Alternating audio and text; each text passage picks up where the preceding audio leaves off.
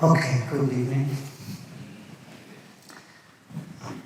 It's indeed, unfortunately, a one-man show, and it should not be. But it is what it is, so I will try to act as good as possible for two persons.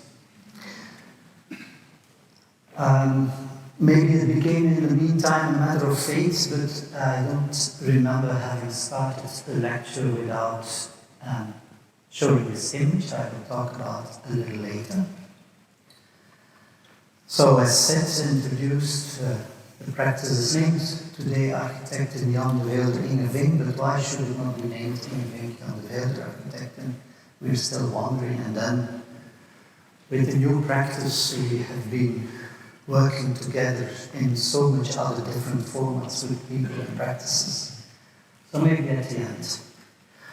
Second, we are not only holding practice, we are also both teachers, and we are honored to have been invited into that. Inge teaching at the Balkunstklasse at the Düsseldorf Kunstakademie, which is to be written with the letter K and not with the letter C. And myself, I'm honored to teach at the ETH Zurich, where we redefined the chair of myself into the chair on architecture and attitude instead of construction. So that image, maybe just to help our poor memory on it, it's an analog image I took. I'm not sure whether I was still a student or just graduated, of soloist drawing into the entrance of a porch of the big city palace, as we name it in Belgium, where used to be the gallery of Funke, which was at that time quite a renowned gallery, and where also the still today renowned bookshop, copyright bookshop, was having their first place. After a while they both quit, and new landlords made 23 students' housings out of it, studio rooms, and asked the electrician to install the doorbells and a light switch. Wow. I'm still puzzled with that image today. I guess it's from 92, 93, something like this. Maybe 91. It's with my Olympus OM10 camera I still have. I will, indeed, the question was to talk about Charleroi, but I'm always a little bit in discomfort when we just have to talk about a building or a project as such. It's difficult for me to not frame it in a wider sense, not to give an overview on what we do, but to maybe give an overview how we, in different scales, different moments, develop a way of approach. And so I will guide you through 3 different chapters, one of the small house, one of kind of like of mid-scale, and then the one which leads to Charleroi. At the end also I will give you an overview on a book which we just recently realized at our chair, together with 8,000 Agency, was also present here I think half a year ago, on what's named, and I explained it, the 33% thinking. This one is one which is, we recently sit with Peter and Alan, who are the commissioners, but today friends, and even Peter is participating in the book I just mentioned. Is the house of Peter and Alan, and it goes back to 2005, I believe, if I understood. And what it's about, it's one of the things that at the start of career we were constantly in.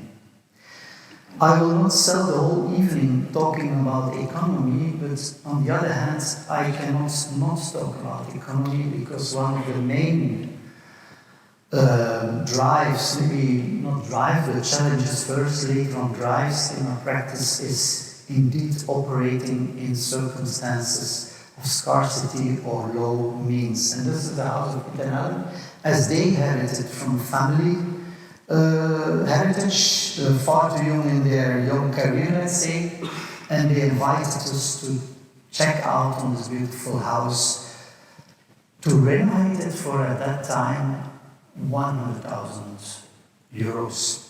which is, let's say, at that time, for such a project, you should have the triple, 300,000 available.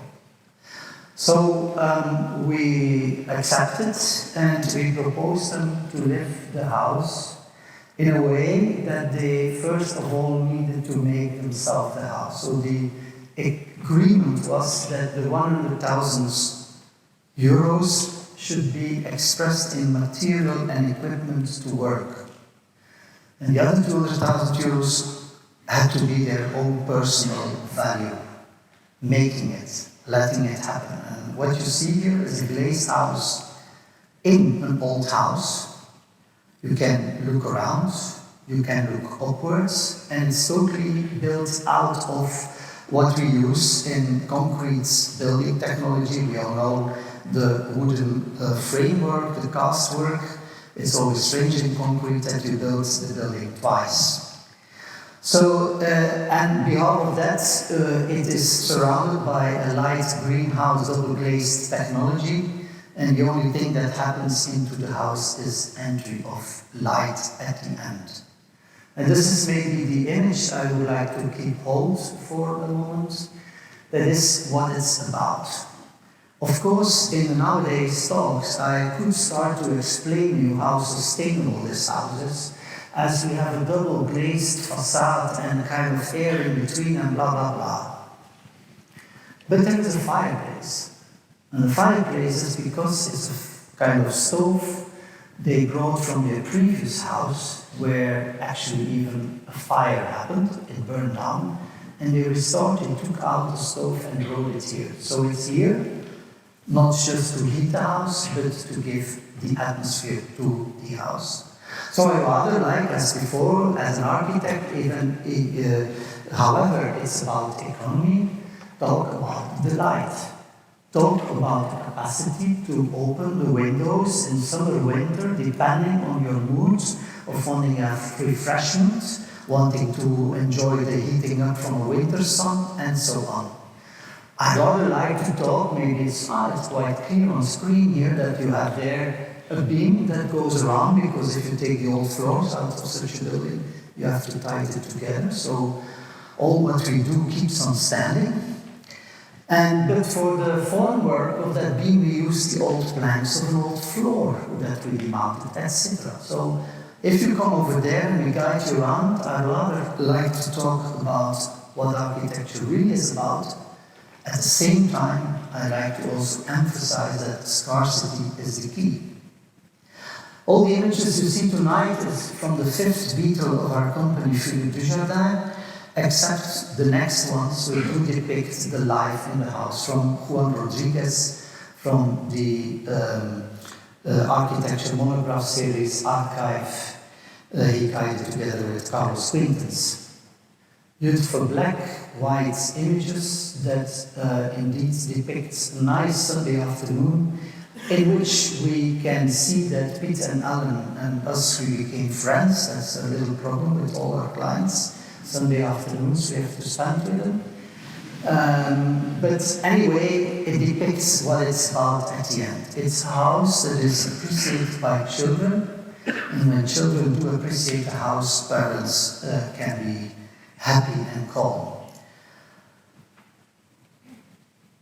How do we operate? We operate, in this case, in a very different way. The Sundays afternoon are remarkable in our friendship, but also remarkable in the way we work together. And this is a model, and it might come back later in the lecture. Actually, I think so, because I shuffled all the slides before I entered the room. I have to find my face. But what this model is about, on one hand, for Piet and Alan, who of course had no skills in doing it, they understood how they could mount the scaffolding and the formwork and anything else. But secondly also, which is clear on the image, how lights would enter the house. So this is one of the Sunday afternoons. You can see that it was 20 years ago, almost. Building site togetherness, images talking about what we at the end will aim, a house you want to live in. And maybe also doing it in a straightforward way, like making these kind of, and we still do today, and even more again than ever before, just making the handmade, detailed construction drawing as it goes. You can imagine here, this is about the floor plate between the ground floor and the first level, and how the greenhouse windows could be connected.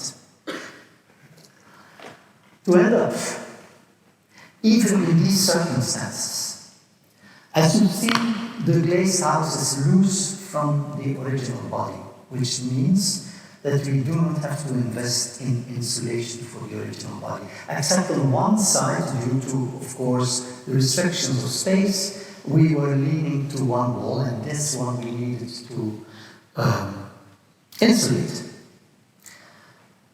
Not that very well depicted on this image, but later on a drawing, is that this house is a beautiful body, not only, but it also has a beautiful Flemish nature of materials, this kind of Veld over stone, it's the one you make in the fields, and throughout ages it got really beautifully aging. But we had to cover it with insulation, and this was then the other Flemishness, namely the diamond cement tiles that we mount upon insulation to keep things waterproof.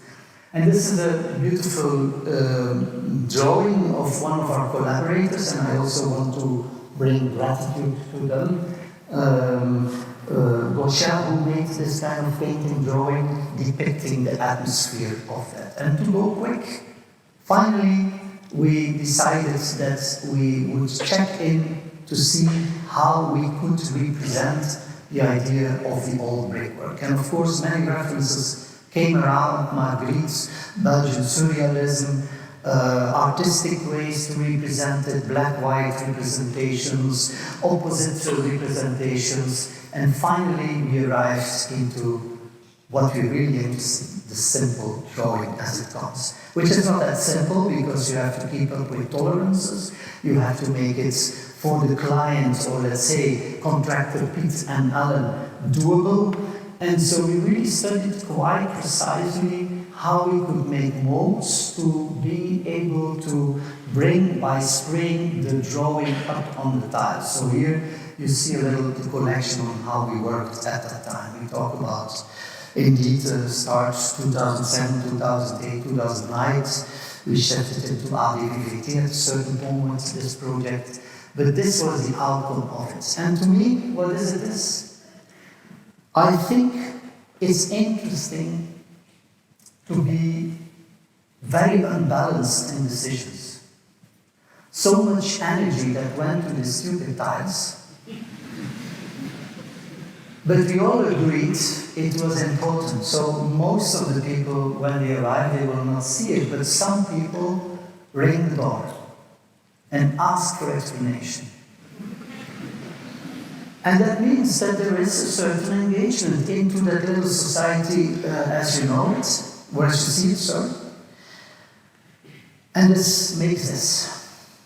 So Piet and Al, for a couple of weekends, they have been spraying all the tiles, and then they have been mounting all the tiles, and it is something which tells the story of the house. It goes together with light. This is the facade, as you can see, we didn't spend any penny on it. It's a beautiful facade of the old cafe of their grandparents.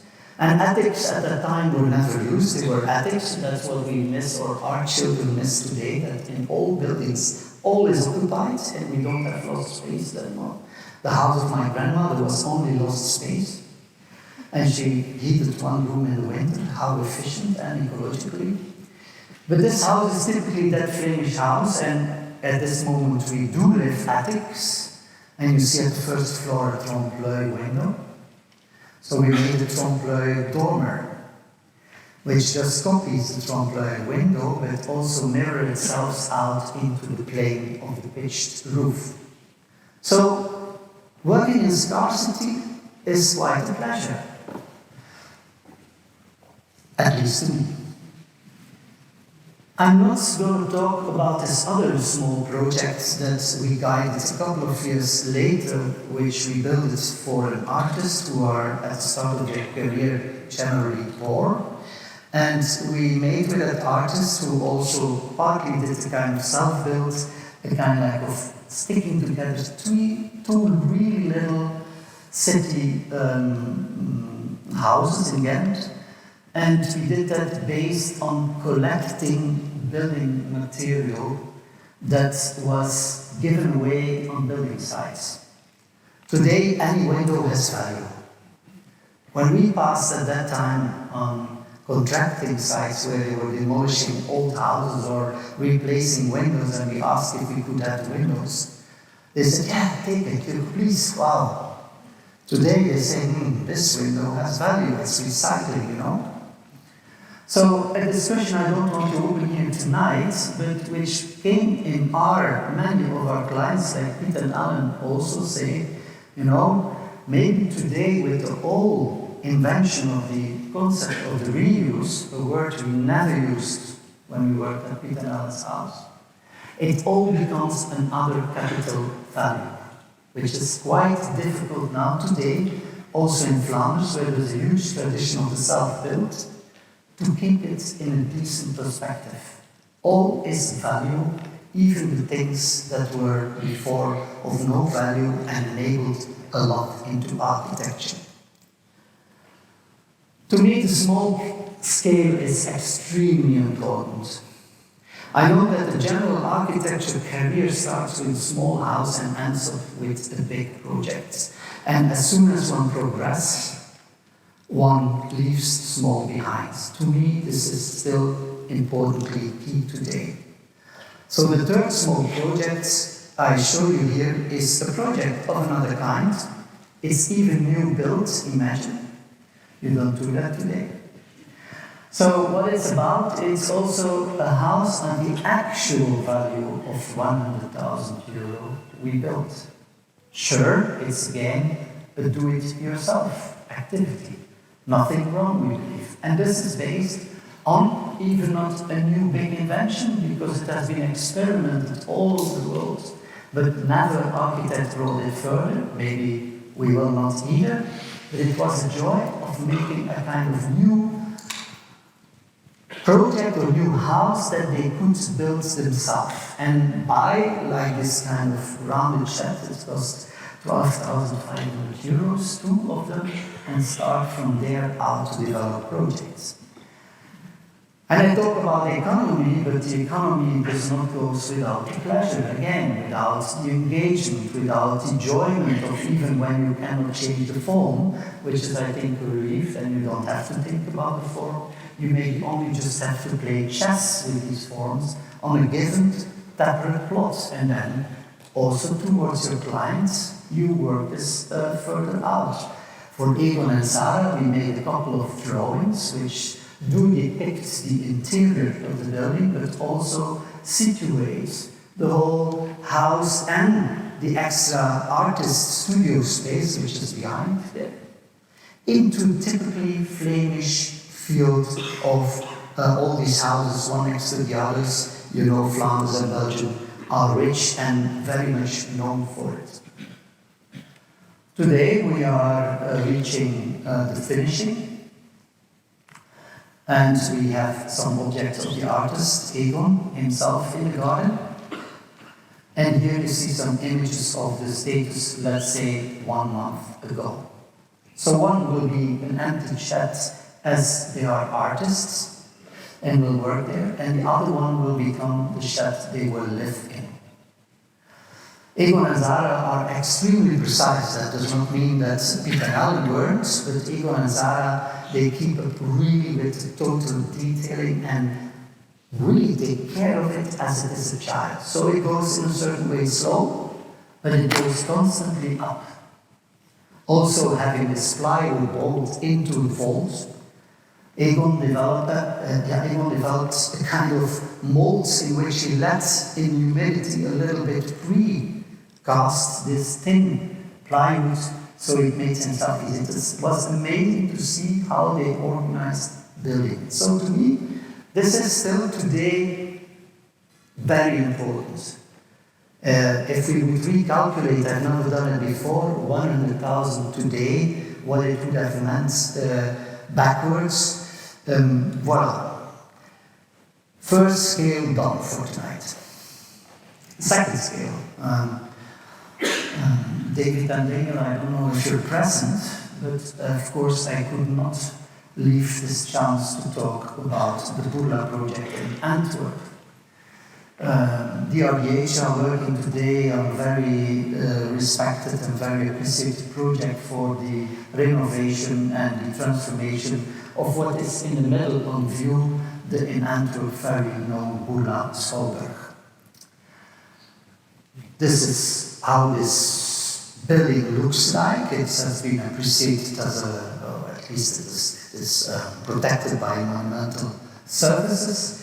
And when you look to the building to the right, in the next image you still see it at the right, but you see also appearing on the left side, in between the other buildings, a kind of like look-alike building.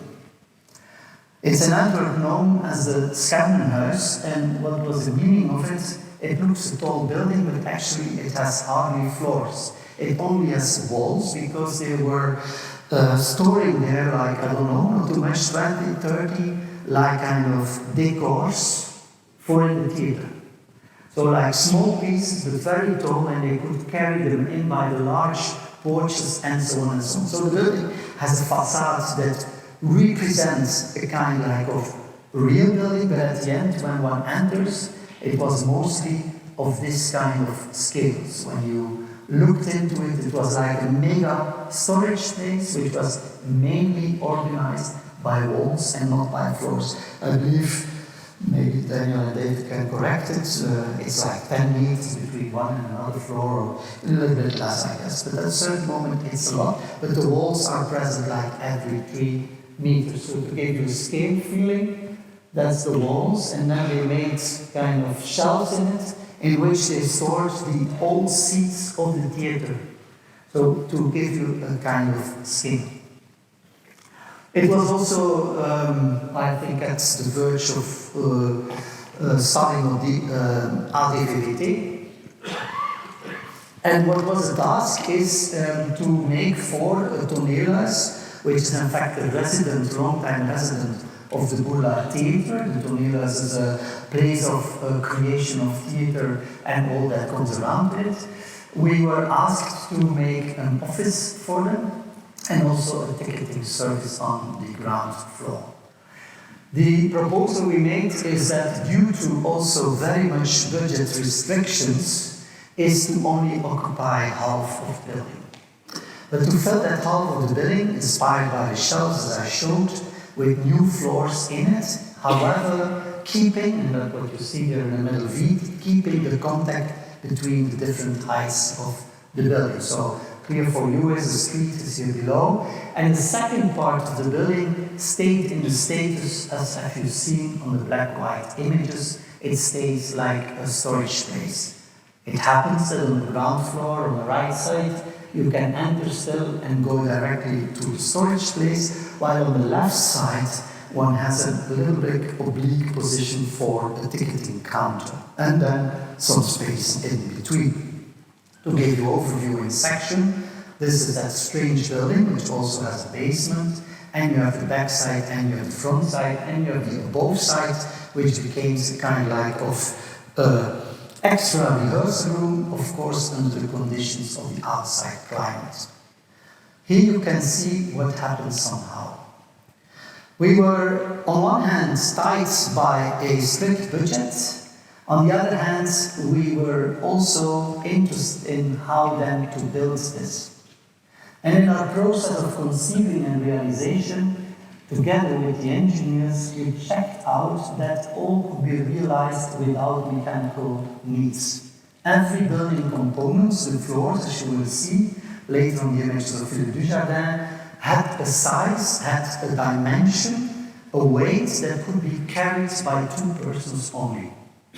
And by that, we could realize this project by engaging with social workplaces, as it was named at that time. Today they have all much more nicer names, but at that time it was Social Werkhuis Antwerp, and we started to build. So even everything was controlled. Also you see here the beams that keep everything up, where we made openings or we cut off all these walls.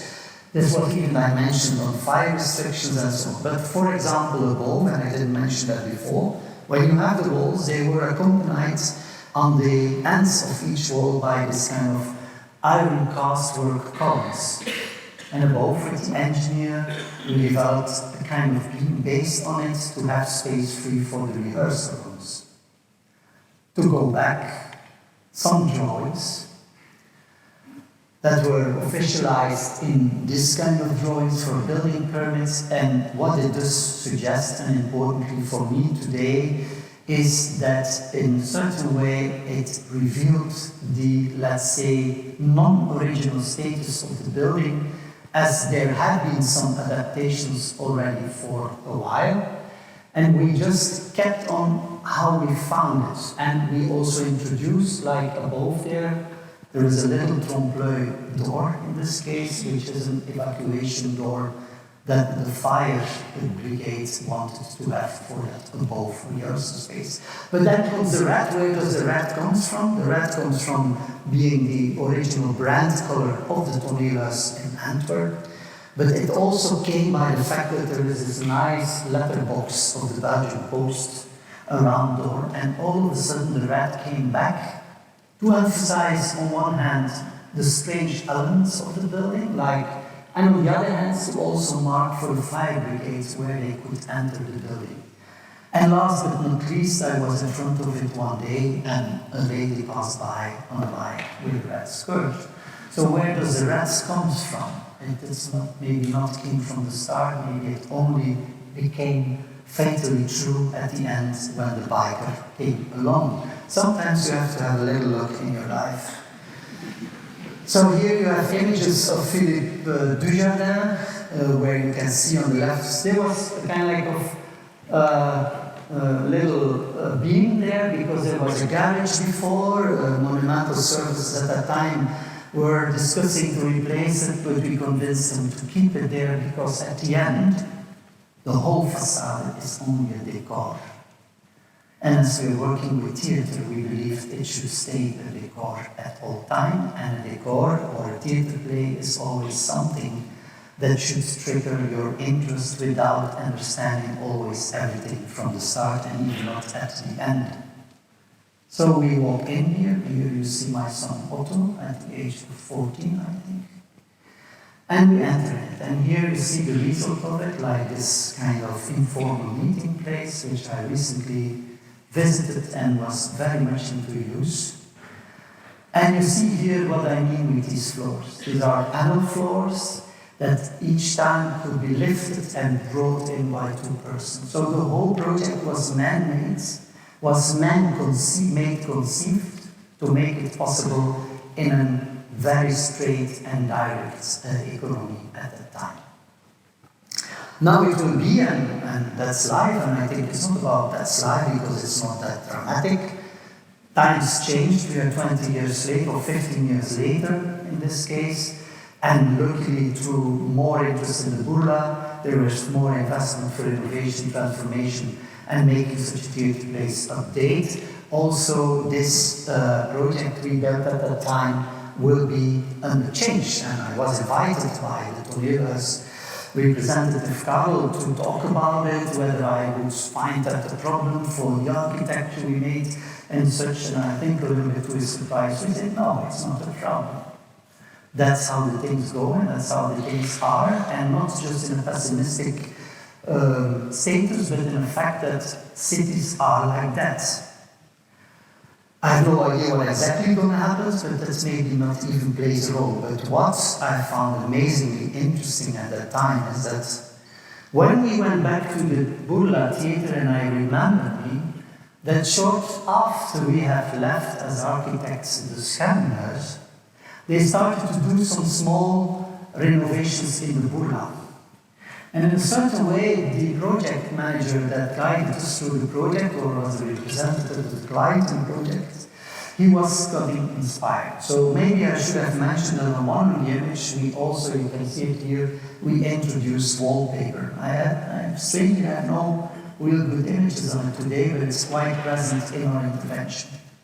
And soon after, they started to renovate little rooms into the Burla building itself and applying materials, details, colors, wallpaper schemes into the old building without talking with us.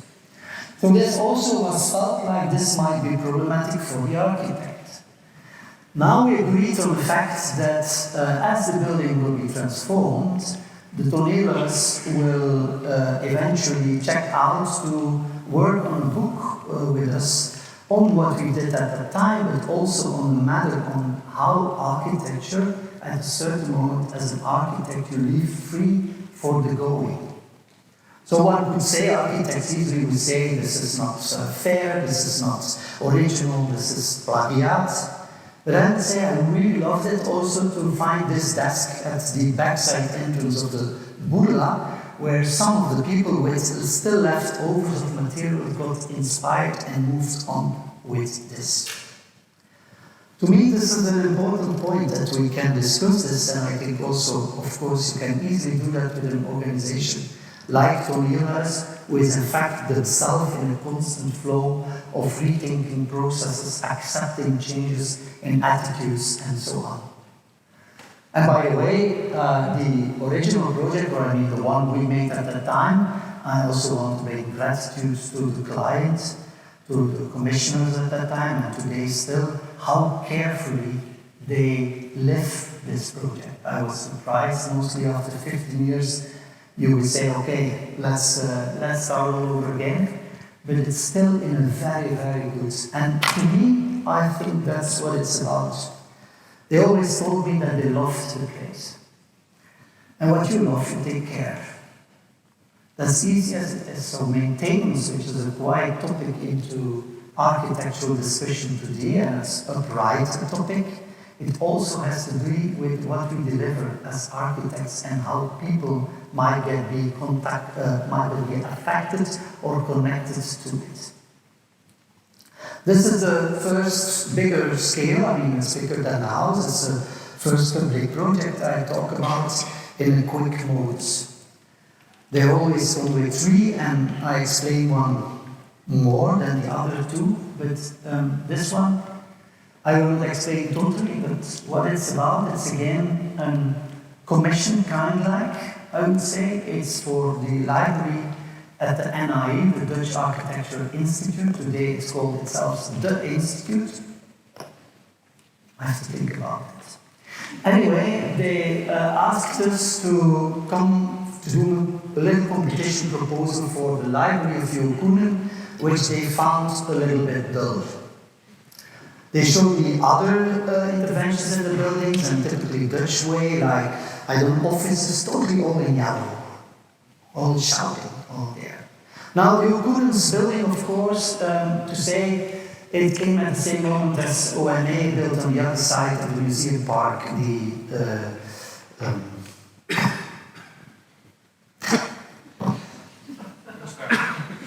Kunsthal, yeah, Kunsthal.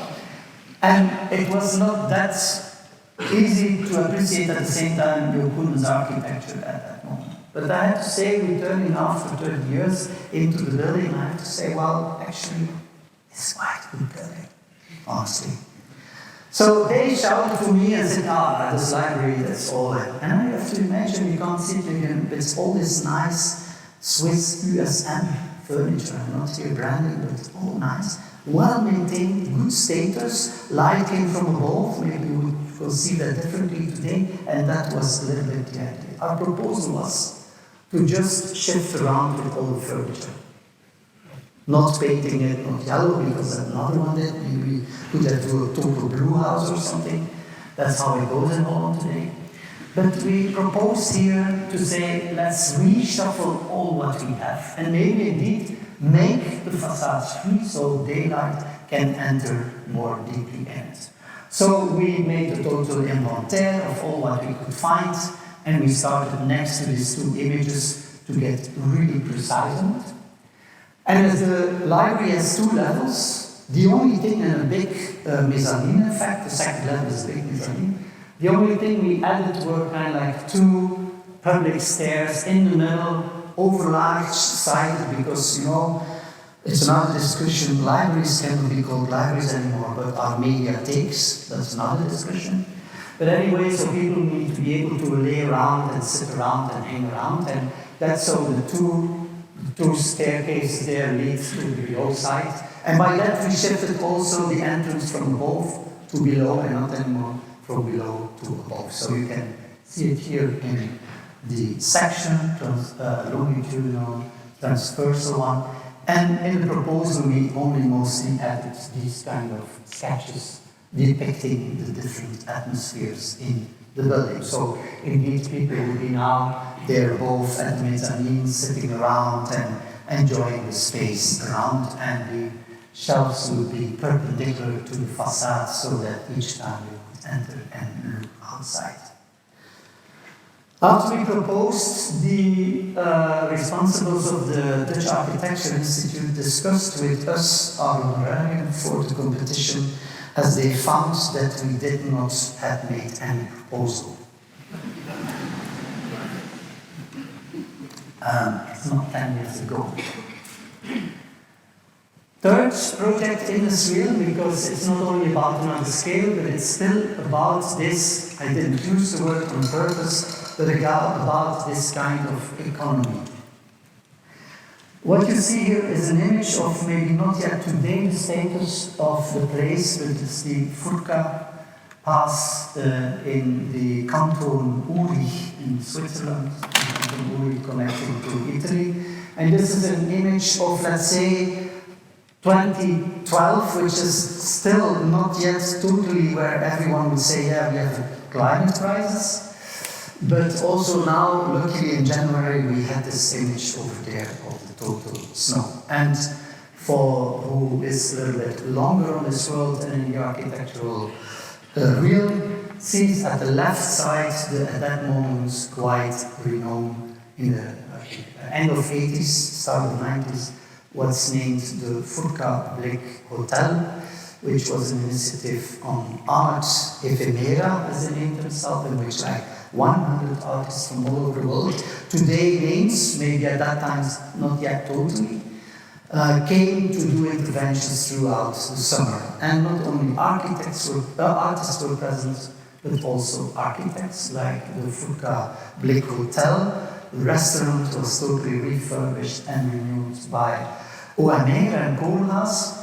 And what you see here is the entrance building, which needs to be technically assessed between the cold and the ever-changing weather also in the summer, the heat and the cold, and having a perfect view over the mountains. I should add an image on this to prove, but you can trust me.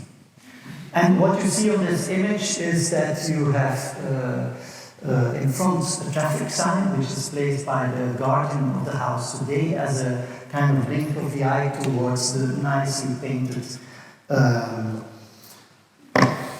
Daniel Buren shutters.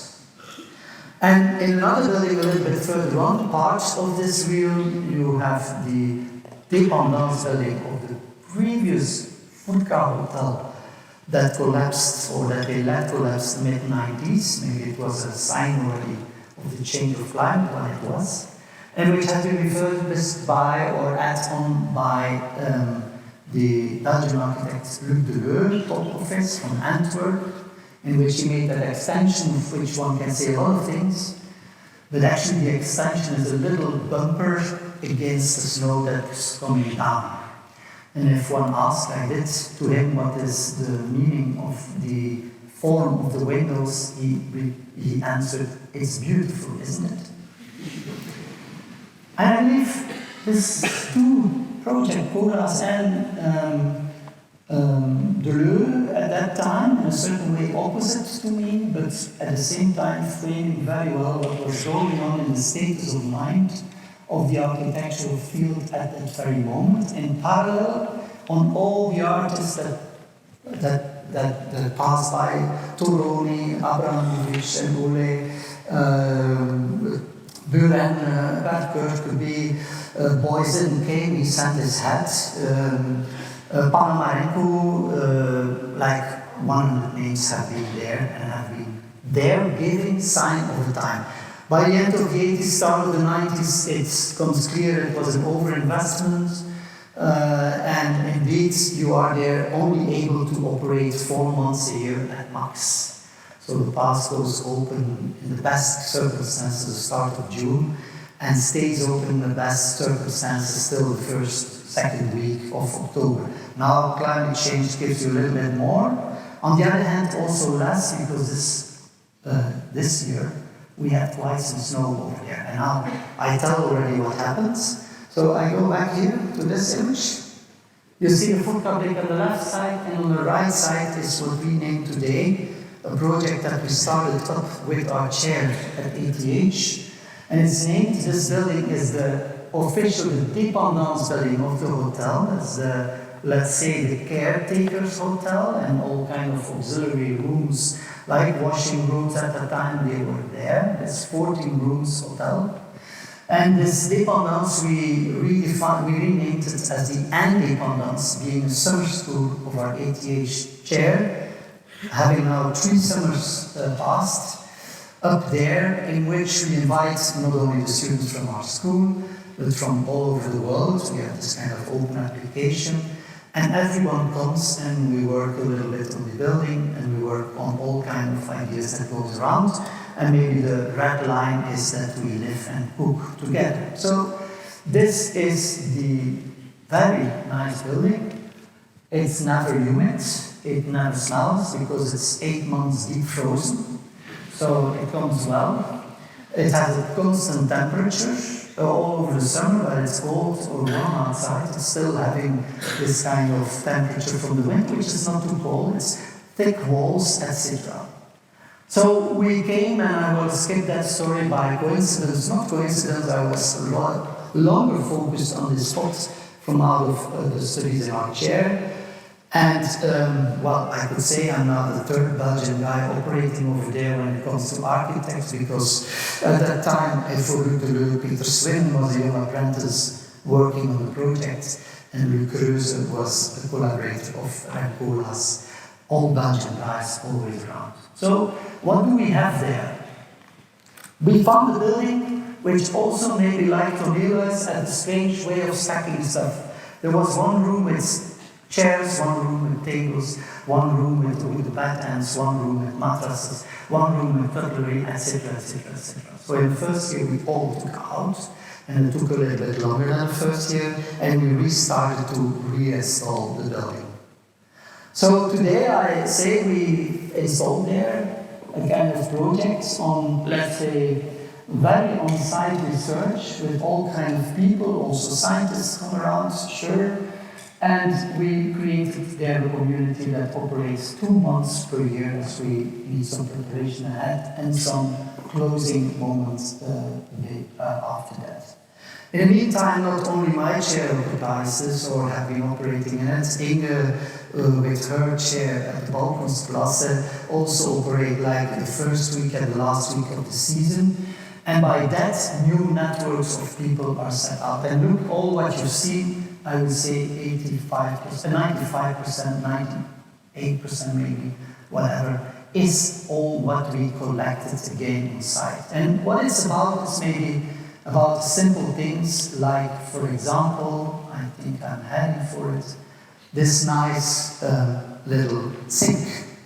So, to the surprise of everyone, when you are there with 20, 30 people, we never have dirty dishes, because the view is outstanding.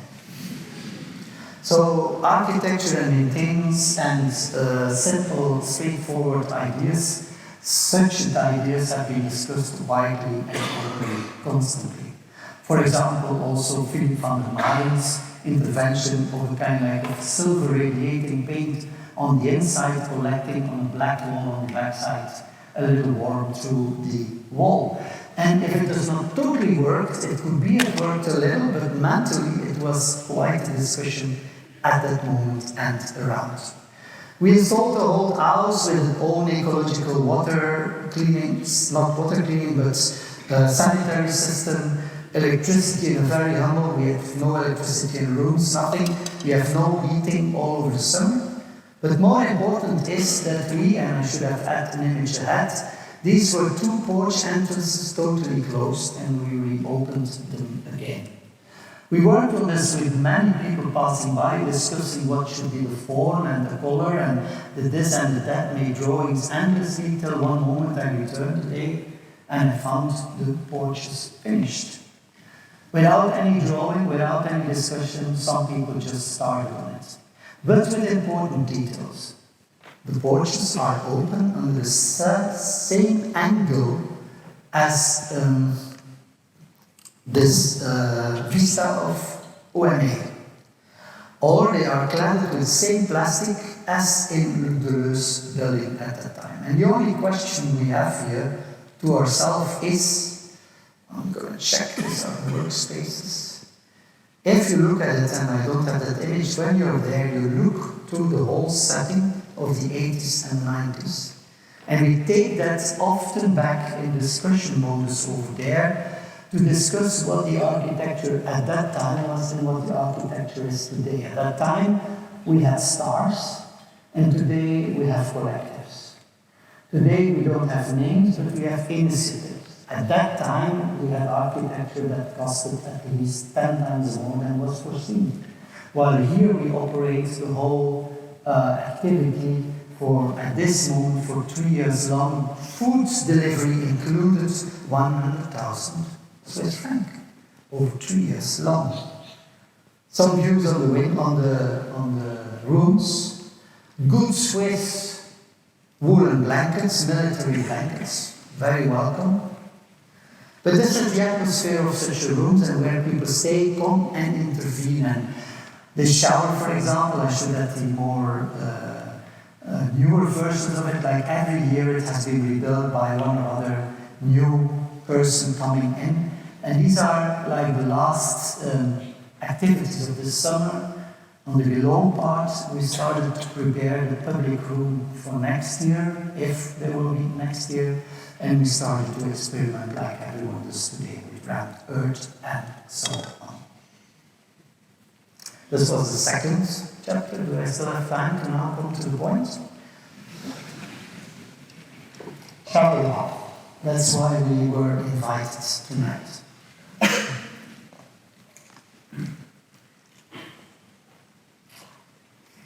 This is an image taken from the tower of the Barbican, the city hall, looking over Charleroi, looking over Palais des Expositions, which is and was the topic of the competition that we won at a certain point and that made that building is today realized. What do we see? We see in front a city in which you have the city fabric, which is very much related to the richness, let's say, of what was at that time in the 50s after World War, the heavy metal and coal industry in Europe, which is in fact, as the mayor of Charleroi, Paul Mariette, says, a kind like of croissant fossil, he named it, that starts in the roof from Poland up in the Ruhr and even goes here to you here in Britain, passes Germany, a little piece of Holland, Wallonia in Belgium, turning to France and then go up. Actually, and I don't want to make it a painful night for you, but one knows that the European community, as we know today, has been founded on the economy of coal and steel. It was the first kind of bond between Germany, post-war bonds, between Germany and France and the others, understanding that the globalization was on its way. And that they had to protect the economy against it, which of course became very quick in 20 years a total failure. But the European community starts at that base of economical, political thinking. Later it became the EG, it became the EEG, which is the European Economical Gemeinschaft. Today it's a political organization. Anyway, that aside. So, but there were good times in the 50s, so the city of Charleroi was very prospering. Had a lot of prosperity, and what you see at the backside are the new landscape of industrialization. We call it terrains. Today they are protected nature, but at the end it's just debris and even poison, one could say. But today they are taken over by nature and they are part of a recognized landscape. And in between you see a massive building. It's 66,000 square meter, and it's 500 million of cubical meter.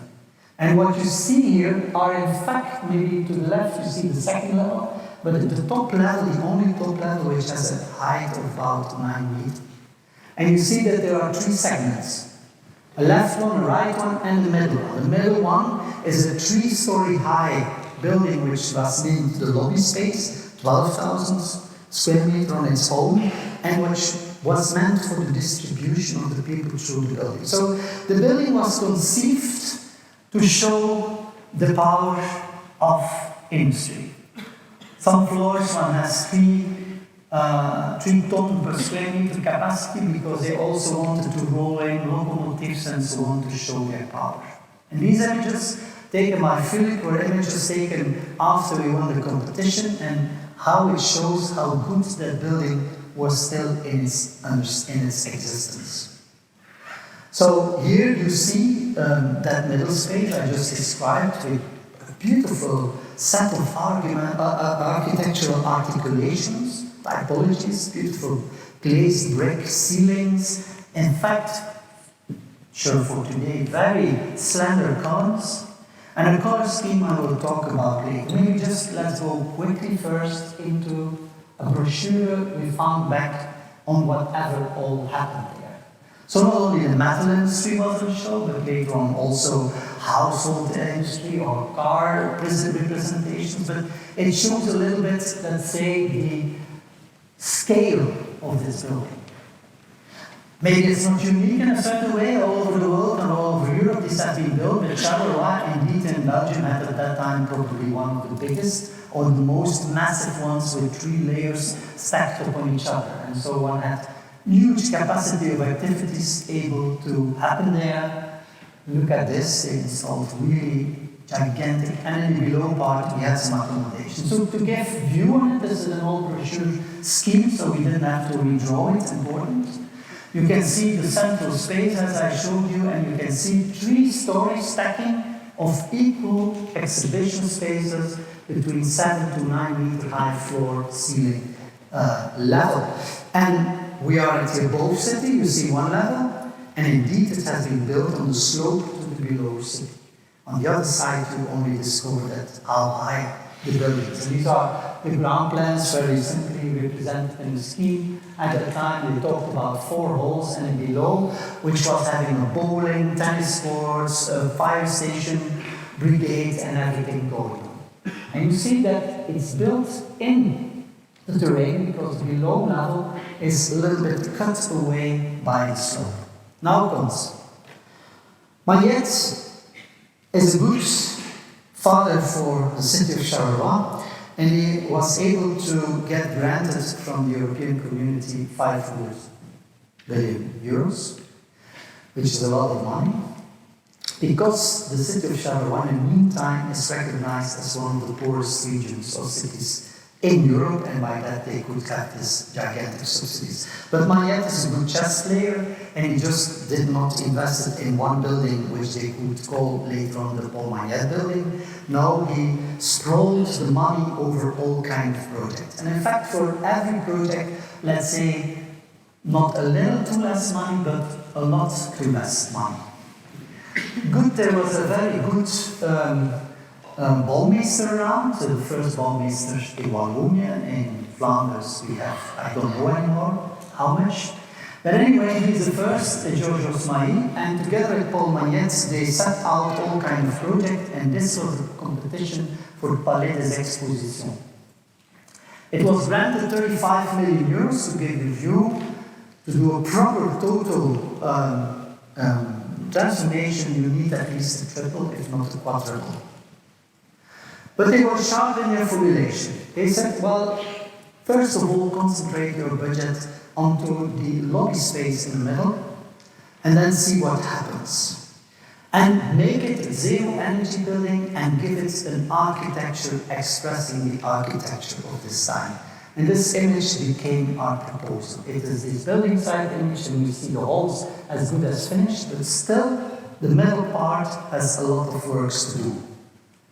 This is the model of the proposal. We proposed to bring back the middle part to become an open terraced building. So we took away all the facades. It's a zero energy building from that moment on. So that was the first thing we passed, but also by doing that, we suggested to create a park that reconnects the above and the below part of the city somehow again. Cost price of the operation, 1/3 of the 35 million euros available. By that, we could start to negotiate other proposals for the building again, and we could free part of the budget to have not the 6 other levels or halls to be brought to an energy level of what we expect today, but 2 of them well equipped, while the other will be depending on circumstances. So when the counter-argument came that by that not the whole volume would be able to be used, we calculated or we checked for them what was the projection of program in the future, and we also discussed with them saying, listen, actually if you need everything, every 5 years for 6 weeks only, you better can invest in non-ecological heated tents in it, because the total footprint of that action you will never get back with a totally invested or totally transformed building. But next to that, stop about the economy now, it's not that nice, isn't it? It's a nice place you want to be, we believe. So here we have some plans of what actually happened, and I will talk later about an invitation we got through the building site. There was a new project going next door for a new Congress hall, which deals with 35 million also at the start of the project. But in tendering, they never could get it lower than the triple of the 35 million euros, by which the project was cancelled, and we were invited to integrate it in our project, but we only got 1/3 of the 35 million euros again. Anyway, that's a funny story, but it was nice to take as an architect, because it was one limit of doing. We needed to deliver it at the same moment as we delivered our project, and we were already in the building site, because it's European money, and it is really sliced into time, and if you don't spend it, you lose it. And the city of Charleroi didn't want to lose it. Anyway, so what you see here is the middle level. You see in the middle the park, the terraced park, and to the left and to the right side. To the right side, the middle level conditioned space, above non-conditioned spaces, and below, also to the left non-conditioned spaces, but to the right also conditioned space, I explain later. These are some rather clear sections that situates the city on both, on one and the other side, and how it goes through it's a longitude. Here you can see the city and the below part. So, to go with, of course, we study it and we make models and we refine concepts and we adjust to economical thinking. But I think this model at a certain point was then the breakthrough of the decision and how it looks like today. As good as almost the same. What we changed, or what we added, you see the beautiful staircases from both. We added 2 new staircases, just inspired by what it was, to also give access to the below part, which was formerly not available. We did not demolish buildings. We did not took away, because I don't believe in this endless black-white discussion of what is good and bad. But we did what we had to do and take things away to also bring other things back to the front. We are here now at the site of the city, and we look through the building. I approach a little more. These are not the final images, I will show later, but it gives you yet the first view on what we have done or what we were on at that time. And indeed, don't worry about the things that we demolished. We also kept them on stock and redesigned later on the park with it and made some furniture and other elements that were in use or of use for the building today. So these are still the little building site images. We took here also floor, I'm not going to explain away, but we kept all the structure standings. And at the end, indeed, My talk on kind of like economy started to be boring from now on, because I believe or I think that at the end, what we see here right now, that's what we want to look at, and that's the space where we want to wander around. So in the future, because we have just delivered it half a year ago, now the new people who will curate it showed up for the first time. This will be filled with people depending on activities that going up and down and from left to the right. But also the park might be open at certain moments of the day, like we have the London parks here, that are open for lunch times and people can enter and move through. All this is now in the planning of happening, but I can show you here now yet today how the building looks like. Remind, I'll talk about the colors later. And to me, it's about all kinds of small details, and I talk about one later also, but for example, be sure the green paint we did not introduce on the railing. It was there. Sometimes you have to have a little luck in your life. But when we needed to make them accordingly nowadays standards, we did not took it away and pretended to have been always that we just replaced or we just added on extra. It's a building which is fully accessible. We have escalators, we have lifts, we have everything to be or to bring everyone at every level. Maybe to mention that patio you see there in the middle, it was never visible. It was surrounded by 3 huge facades with transparent but not translucent but not transparent windowing. Such patio was seen as a logistic space. Today it is part of the experience of going through the building. This time we look to the city again, here at the other side. The changes were actually just too expensive to demolish, but they play in a very nice way part on understanding what this building was about. Gyms were part of the boiler room, that on the other side where the drill, they were situated there, and this one we took away to have this experience. When we go totally low, we freed also the original landscape and let it stumble again through the building to indeed, as you can imagine, enhance the idea of the terraced park that comes in place. And important to me, I like to talk about that maybe later a little more, is that all decisions we took were based on let's say, non-economy. Like, for example, the balusters, the railings on the side is just what we all know, the nada. So you can replace it and you can use it, and even I can show you later images, but you can see it slightly there. When total lengths and architects freak out on it to get it all perfectly done or not perfect, then we just make clicks into it. The point to me was that also for the practice is the question. How do you organize such a project? How do you engage into decisions? And actually, at a certain moment, of course, it's quite a large project. You are with a team of 10 people working on it to get all details, tendering documents, and everything done and together.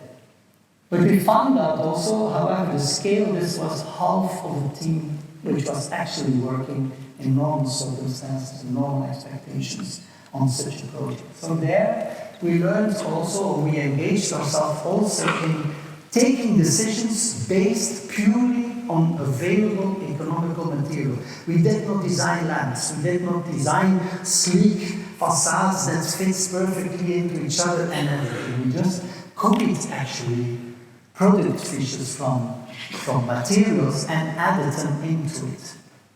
I can tell you it was the most economical project for our office ever.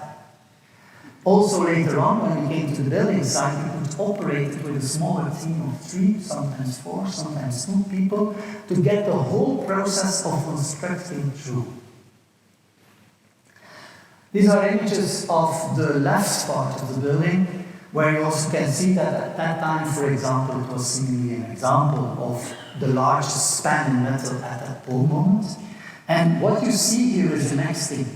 We painted on the floors parking places for cars. In the competition, there was hidden, and that would never work for the budget given, that they expected to have another extra underground layer for parking allotments. Also that we discussed.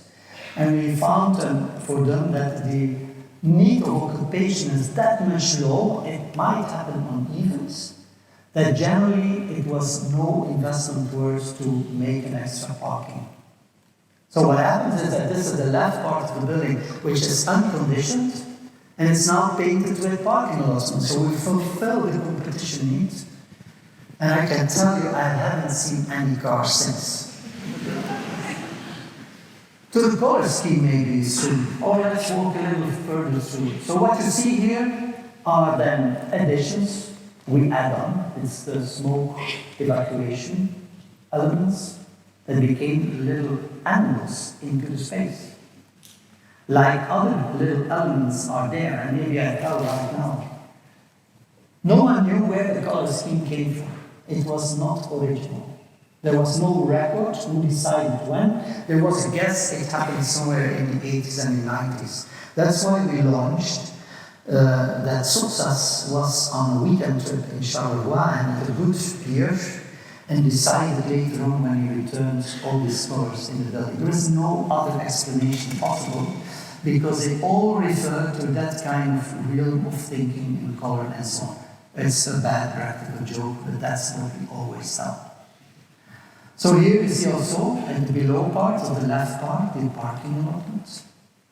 And today people start to plan events there.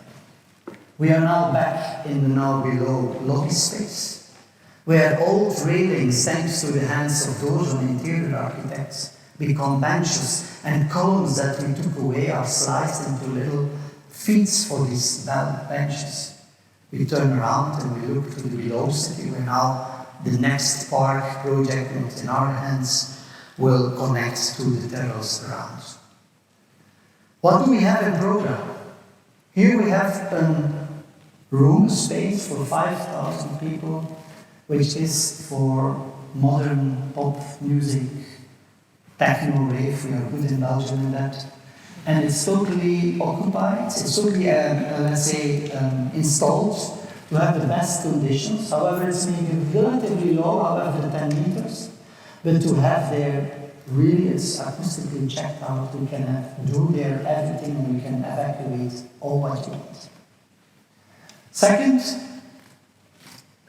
at the level above, we have the introduction of the Congress Hall. So to repeat, 35 million is 1/3 of what one should have to install a complete building. A proposal with the middle part was 1/3 of the 35 million, by which we could projects like taking asbestos away and everything, things you even don't see. And then comes the failure of the other Congress Hall projects, which comes to our desk, but only at 1/3 of the original price. So we made very simple, huge Congress Hall equipment. 3 kind of big spaces in these black boxes, which are designed to be able to remove and recycle after all, totally, and which are just guided by a long foyer that is connected to a loggia. Here, at this point, this window, you see, I should tell, especially as is not here, it is a window, an opening in the wall that came at a certain moment at the building site. It was taken away because of stability issues, and we arrived there and Ina said, let's keep it open. And from there our starts, that at the end, when we were confronted with the new foyer, with the new Congress program, we decided to open the wall at that level totally. So now what you see there is indeed, I go back, you have the long, I could go this way also, you have the long Congress Hall to the left, 3 big spaces, a long foyer, and a long loggia looking out to that new mid-open park terrace space alongside. And here you see really backwards to the old industry, still partly, but little alive. And here you go. And this is the loggia. You see here also the escalators. This is what I mean. When it doesn't fit, you always can let it fit after a while. And this gives these images. So here you are from the escalator, and I hear a little collaborator of us, Elise Helen, made this. There should be sound. There was earlier, it's a nice sound, by the way. But anyway, this gives you a view throughout what you experience when you are in this middle part. And at the end, again, let's skip this economical talk and see what architecture, in my opinion, is about. It's about revealing. It's about what you haven't seen before, making seen today. It's not about addition, or it's not about big change. We say in a certain text, instead of add on and take away, we add away and we take on. Oh, I have to go to the next slide. So continuing images, very simple Congress hall. At the end, if someone speaks, the light goes out, so you don't see anything. The green was there, the ceilings are acoustically prepared. Behind the Congress hall, there is another exhibition space condition. If you see the black piping, it emphasizes that above there is a whole restroom space foreseen. And it moves on. And above, on top, this floor, 3 square meters, with huge crane works in it, that still can operate today as it ever was. And regarding the scholars, nonetheless, the super story on Sotas, this was maybe the biggest effort in the office we undertook, is to really precisely recap all the colors that were available. Because maybe I forget to tell one thing. There is a lot of white, and the white has to do with 2 things. The construction of the now open-air concrete structure needs to be protected by carbonization. And this paint is white. Secondly, the old metalwork needed to be protected by fire paint, and this paint is white. So it's not this kind of idealistic idea of the white architecture, it's just the outcome of what it all means. And in that sense also, after, we didn't want to think really about what should we add in our architectural signature. No, we studiedly, precisely catalogued, made inventaire of all the different color schemes around, ordered them, because after that, and that's maybe the most, I would say, non-economical investment, namely the investment in color, but I believe it was the essential investment at all to make that space, or these spaces as we perceive them today, as fascinating. Why are these colors there? I think this is very important as an architect. You can create non-explicable situations. I would not say unfinished, but non-finished. That's different in act, and it leaves also open to the next. Because this is the whole thing again. I'm of course happy that, or honored that this project yet now is being named and has been used in so many discourses on reuse. But again, we never used it. And the only counter proposal we do in that discussion is talking about the word reuse. So yes, I believe, or I dare to say, that what we at least done today is that thanks to the economical situation or scarcity, we have foreseen now a project which is, my opinion, ready for change. If at any time, once anything else needs to be added on again, it can happen perfectly. In this budget scheme, it was impossible. So we try, and this discourse always comes later, but I formulated today, we try to also foresee that at least there would never come a decision on demolishing, because yes, this project was very vulnerable for the market. Was a piece of land in the middle of the city. Today you can demolish ecologically very well. So for kind of like a development project, this would have been an ideal position. But these are now the latest images of Vylder Dujardin, things you have seen before, but in a more clean situation, and the first screen going up in July. July? I don't know anymore at that moment. But look, You see the glazed ceilings again, all color schemes are at place, and you see through the building not only transversal but also longitudinal to the park alongside. This is the patio as it is today. If we go from the below side, we walk into a park extension from this big terraced park to the city border surrounding, again with nice help of those interior architects, and an upcoming landscape. Also the landscape by Denis Dujardin, he has not stolen his name, has been introducing a kind of low start, a really low start. We have some trees, not immediately like in any city always park stones like they were there already 100 years. No, we start with a kind of low vegetation, equally to the vegetation that we found on the terraces, and where the terraces show today how they forest themselves.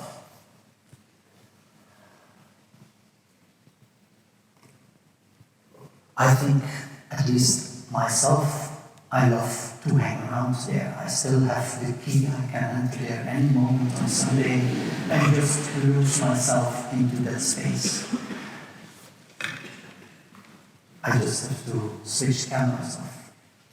The nice thing that in the documentation is that we found that once there was an expo on landscape. Nice, no? Don't think you're original. You never will be. Just one gratitude to the work of Salma Hayek. On the backside, Maya Hayek, sorry, on the backside there is this beautiful work. We didn't touch it. It was asked to clean the facade and we said no, it's too beautiful. Going to Dunkerque, in France, north of France, at the coast, there is a cultural center where not that long time ago, young artists brought in gratitude, a kind of honoring to the artist Maya Hayek. They brought it back, and Maya let sign off in her name to thank these young spray guys on doing it so roughly but honoring. It still keeps me honest. It brings me back also to these images like from Solowit and how things comes back, go forward and backwards. It brings me to not only it has been named and seen in many publications and exhibitions. Nomi Blackberry Readers who brought the project also extensively, and I think it's still on touring around in Indeed, her project, which is about these kind of places that connect people and given fabrics, new fabrics, and so on. And what you see here is a drawing of René Magritte. Next to our building there is Palais des Beaux-Arts, and this is the tallest René Magritte fresco available. It's 21 meters long. I'm not going to tell you all what you see in it, but remind the tower to the left, the black buildings to the right, the person in the middle. We were also asked to participate in an exhibition Les Usages du Monde by the Bordeaux, the Architecture Centre. Name drops out, that's not the title, I guess. And what we did is we made a large drawing inspired by René Magritte's drawing. And I love to show it because it's everything for us. So even the idea of investing needless time in making such a production, this is a drawing section starting from the terrace, going through our building up till the moment of you reach out into the city. It's a drawing made by 4 different people, or 3 different people, plus Inge and a little myself. We worked weeks on it. It has been made in a kind of almost post-pandemic, but still the risk at all. And I love to show it. Our practice was at that time in our building, Le Palais. We were resident there for a couple of years, especially by pandemic, as it was empty. And here you see the first presentation of the work that had been made above in the offices. And these are, we start here, for example, with the terrace, with Amy's drawings, going down to the suburbs that are to the left of our building, passing by all the infrastructure. Charleroi is a strange railway, one direction only. You only can drive counterclockwise around the city, so if you miss an exit, you have to do the whole tour again.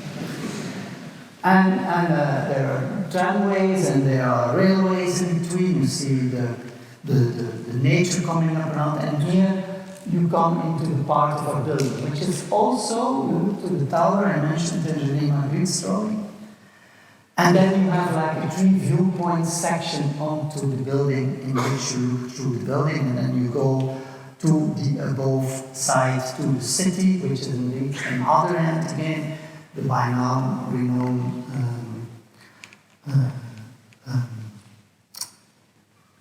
Chef and Sheikh Rezai, artist by now in architecture, making these nice drawings on all kind of other things. And what you see above there, arrogant as we are, we drew Magritte's drawing in our drawing, exactly at the position where the Palais des Beaux-Arts is. And here we end up to the Beffroi.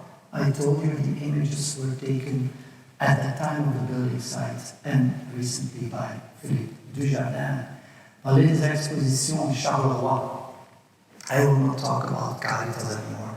I did this 8 years ago or 6 years ago here at that point, but that also is one which belongs to the larger scale realm of thinking. But also, and I want to emphasize this here, the competition of Charleroi we made in August when the office was about to close, and we stayed with a couple of collaborators. And the idea is, and maybe that's why our office is much smaller than many others, that we always want to enter with ideas and competition that we rather like to lose with an interesting idea than to win something we are bound to 5 years and we are not always convinced about.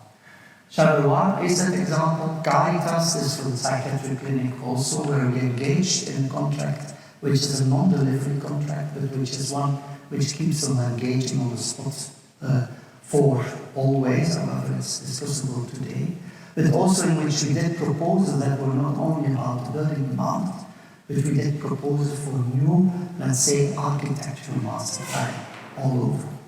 I will not discuss this too much as it was being presented already here, and we switch to the last project of the large-scale project, which is also in that framework of how to compete. When we started, there were no competitions. Today, it's only about competition. And today, competitions are, in fact, in a certain way, professionally easy. Well, that's an exaggeration for the sake of the discussion and the debate, but in a certain way, competitions do deliver today always the same. When I look to the first competitions in Belgium, Zeebrugge, the visitor center in Zeebrugge, where one had OMA next to AgwA, next to Japanese film, Bob van Reet and Charles van Hoover. You got 5 proposals that had absolutely nothing to do with each other. I have to say, being now more recently part of jury parties, I have to say I'm looking mostly the whole day to the same.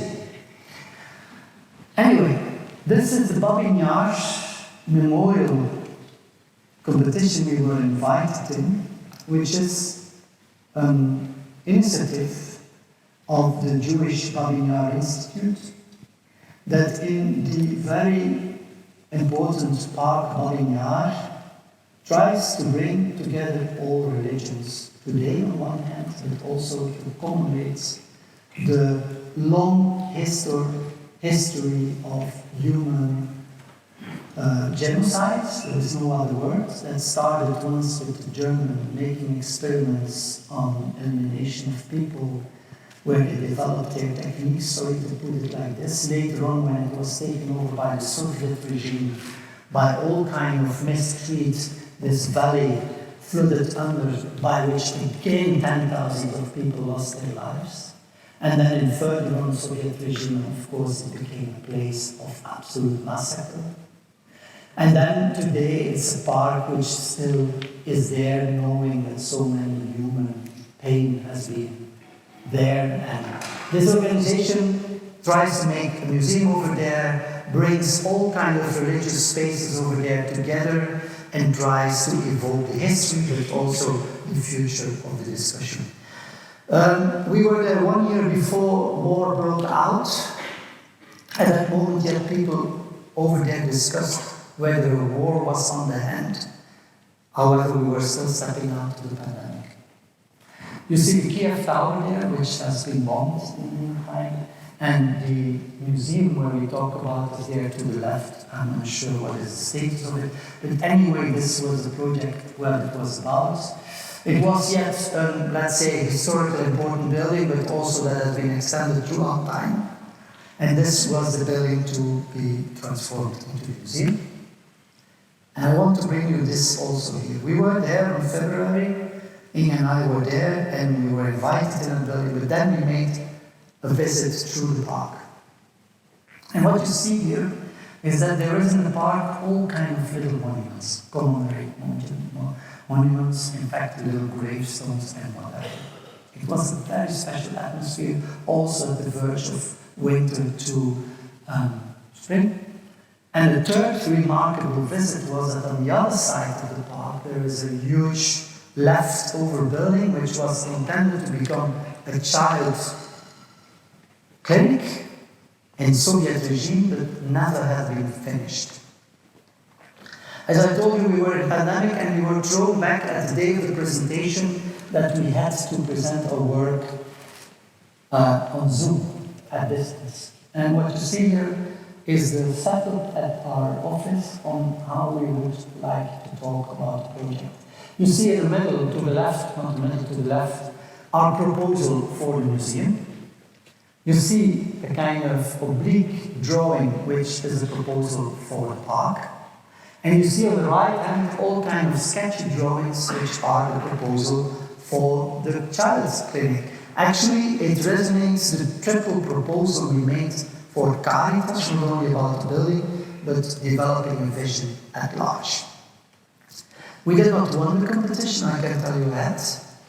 But we want something else, namely the engagement that they would now go for to obtain this clinic, to move in the future on with the project with us. But maybe let's look to the drawing.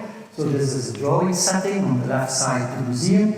Again, the museum, a drawing which depicts every space with its own viewpoint, or let's say every segment. And as we were there in February, it was cold inside. And there was a huge connection between the inside and the outside of the park. So to go brief, mainly our proposal was to add all kinds of different windows to the building that could become displays. So like double windows in which you could display the objects. And that means that in general, we could keep the building unconditioned, with very conditioned positions for all.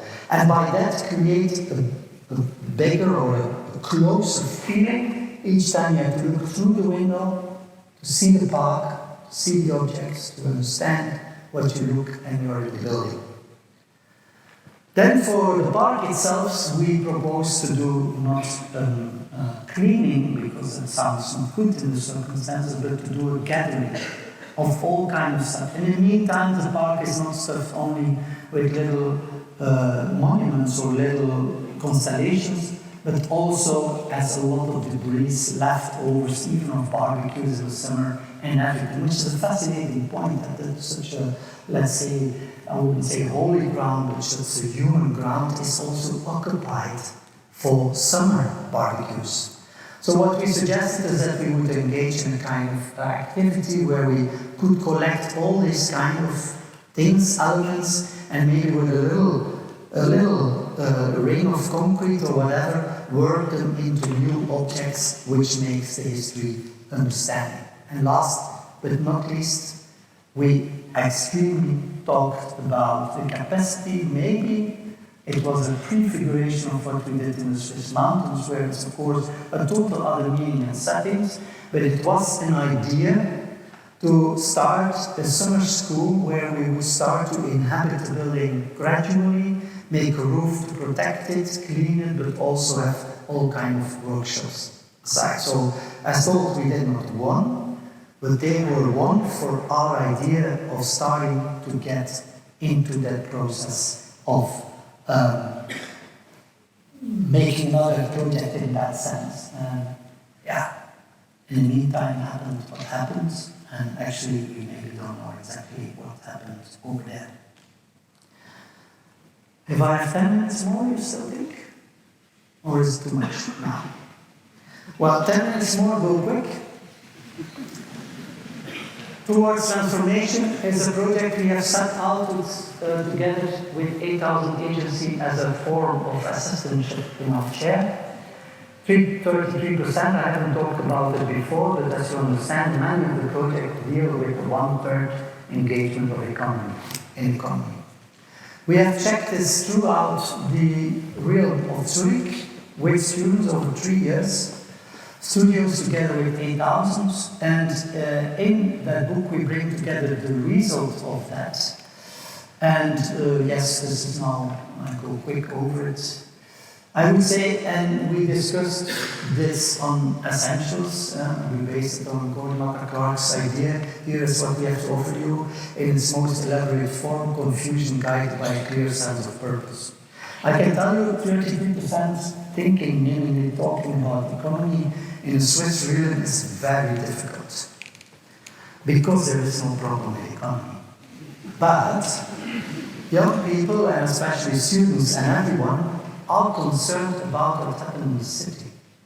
So buildings we would qualify today as very good buildings still from the 80s, 90s are at high speed, demolished and replaced by buildings that are almost the same.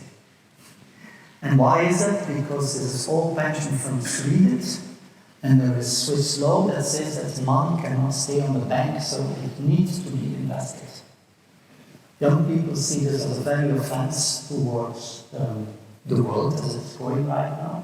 So anyway, we wanted to check to interfere even in ongoing processes, even in building site processes, to check out how we still could change thinking, not by criticizing the ongoing ideas, but to try to find a new deal between the existing and the new project. And it's realized or came in kind of settings and discussions. We have set out, it's very simple, reframing is action, to name it differently than how to not build, to not destroy a building. Because it's much more conceptual, much more political, much less conceptual, much less political. Fiction shapes reality, so imagining stories is important to design new cities. Presence is key, so also to frame participation differently. We go on site and live there. Buildings are landscapes. That's one of the ones I prefer the most, in which we, like in this project, which will build up on an old building from Zurich. Yeah, indeed, pension funds, and they keep the total underground of parking just enclosed. They don't demolish it, they just enclose it and it will stay there forever. And our students engaged in a discussion of making this a kind of, well, terrace park, as you might have understand the concept right now. Collision forms encounters, so it's also a little bit about the conflicts, or about how things at the end come together without maybe totally fitting.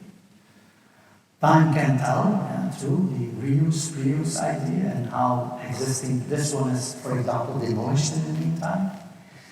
And we really got into discussions with the Swiss actors, like this pension funds for the third time. It's all about the number game, and these are now the ideas of students, and I want to highlight this one. It's about an existing housing building, which is really replaced by the state. And the students made a study in economy and everything to even give the pension funds more capacity of housing taking account to keep the existing capacity by simple innovation. And they went there to this pension funds and proposed their project and said, listen, also we checked it out, post-calculation, we can do your project for half of the price and almost double of the apartments as we top it off. And they had a nice inventive scheme on changing the circulation inside and replacing by outside gallery circulation, by which all square meters of the building were maximum occupied. And then the client or the pension fund said, wow, that's great. Wow. But sorry, we can't work with it because what do we do with the other 2/3 of the money? And then they went back and they came back or they presented back all kind of crazy ideas of materializations, like marble doorposts, golden hinges and everything, and they went back and said, we spent the money. I mean, this is probably funny, I know, but it's also the essence of thinking. How can we then, the result is that how to demolish happens there exactly. Or these ones who did a proposal that the old shafts of the whole old buildings that were around to the left here could stay in between the new buildings, and it really would work and make these buildings much more vulnerable, much more nice. This is, oh wait, I have to switch, this is the landscape, this is the parking. So anyway, the book is now since 2 weeks available. And it is a report that is with, thanks to the work of students, thanks to the work together with 8,000 Agency, and thanks to many after discussions, 7 talks we had with many discussing all these issues in the Zurich area so far. Thank you.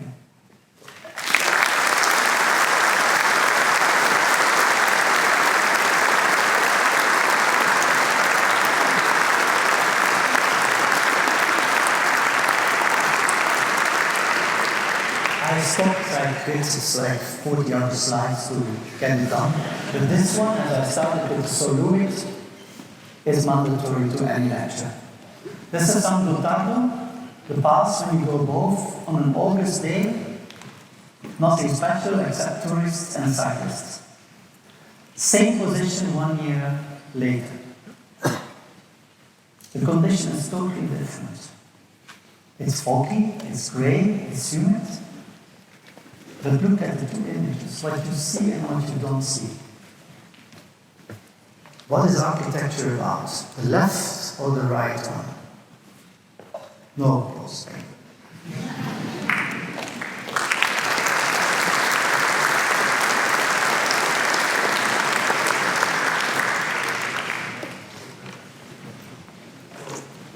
I have. We're tight on time, if you're going to have to continue. Okay, we're going to do 5 minutes. Apologize.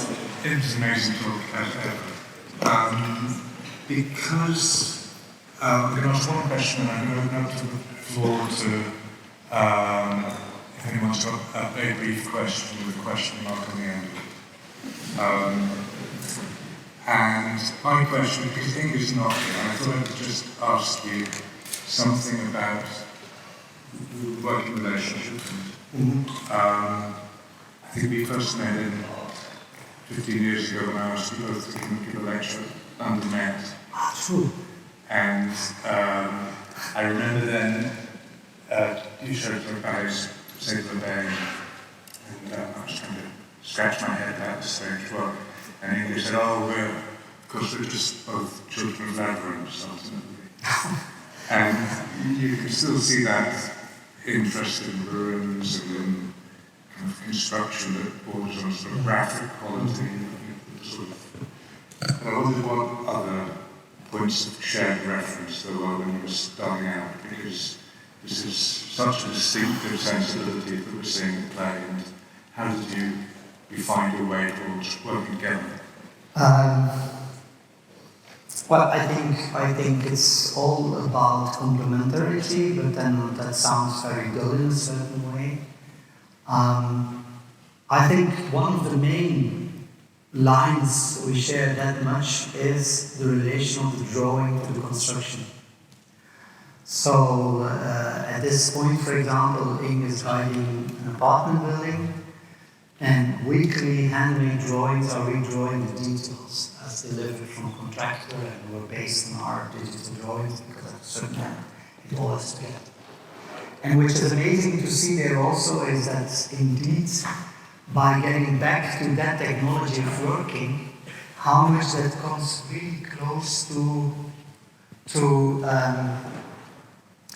what it's really about. And the fascinating thing there is also that at first coming with handmade drawings on such a large, it's 272 apartments we share together with AJDVIV architects and AgwA architects from Brussels, but it's quite a project. And how at first the introduction of handmade drawing and came to everyone's, but then contractors or people on site who really appreciate and really understand what happens, and also by that way of drawing you come much more closer to their understanding than on a screen size construction or something. So I give this now to say today in the practice as we established 5-6 years ago, even more this is prominently important.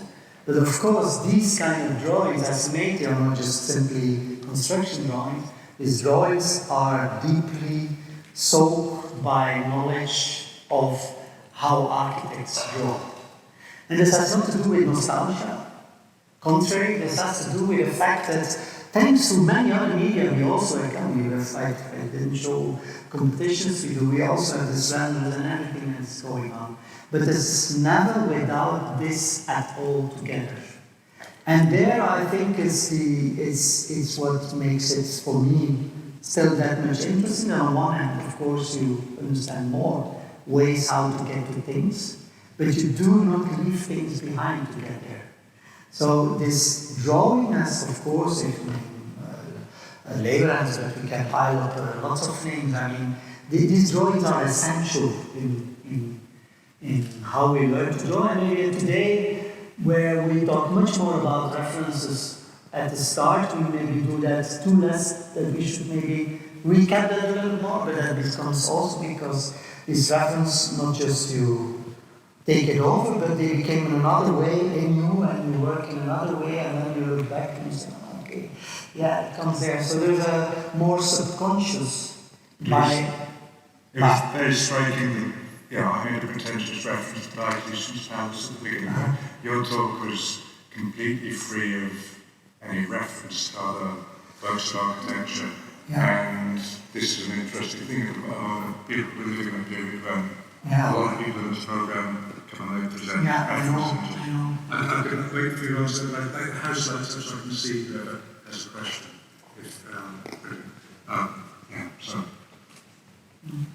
Okay, we're done. I'll be No, just have you got a hand? Anybody? That's too much. I'm seeing. Oh, this one. Is that the microphone? It should come on automatically. Thank you so much. It was very inspiring. My question is, if architecture is about revealing... I'm sorry, I didn't understand. Can you? If architecture is about revealing and revealing, what is teaching architecture? I think there are two things that are really important. It's about what we do also. When I showed these images, at the end I didn't show that student work. We also check it so it can be made. So what I want to mean, that in teaching there is what you could name knowledge sharing, but I would say what is the sharing of mature principles of architectural thinking, so that you do not end up in conceptual thinking, of which you do not know how to make it. So for me in teaching, this is very important to have always experienced the discussion about how does it really work. On the other hand, Totally on the other hand is, I would say, I don't know. I think this is a discussion we try to set out always with students from the start, is that what happens if we don't know it? So we have a lecture series in which we invited, I think, over 200 people from now, which is called the 7 Questions series, and which is, we ask the people to formulate 7 questions, but not answering them. So we have now a catalog about 1,000 and more questions, which we at the start of every academy year first start to read to the students. And they are really wild. I think we cannot find any order in this question.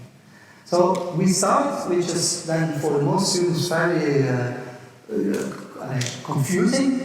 Then in the first weeks we start to just collect first things of interest by letting them read questions, and we ask them select their own 7 out of it and make another 7.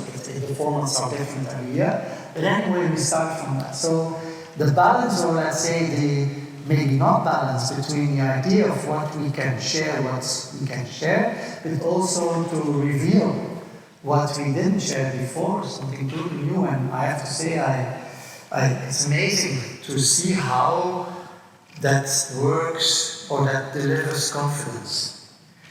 And how confidence, in that sense, regenerates knowledge. So a lot of things we don't have to discuss anymore because they are. I say it often to students when it's like when the first year they fall and they forgot everything. Did you ever made a garden shed or a tree shed? Yeah, sure. And did it collapse? No. So, okay, first lesson done. Could you stay there when it was raining? Yeah, sure, we were dry. Well, that's okay, so you know what to do. So, I mean, this is to me what it's about. We have to talk about that it doesn't collapse and that it can be dry, but we also have to find a way to get it out of instead of in. And that's for me very important. You've got to get out. Dinner waiting. Thank you so much. Yeah, we've got the back in 2 days in the photo show with Div Carlin, young knockout practice who was based in London for a long time, now operating in Parma and Porto. Both taking over in 2 days. I think tickets are still available. We've got PC Material Studies coming up, Patrick Lillen, the Architects, and there's the premiere of a documentary about Bob and Lee's about the juries before Christmas. So you'll find details on the website. Thank you.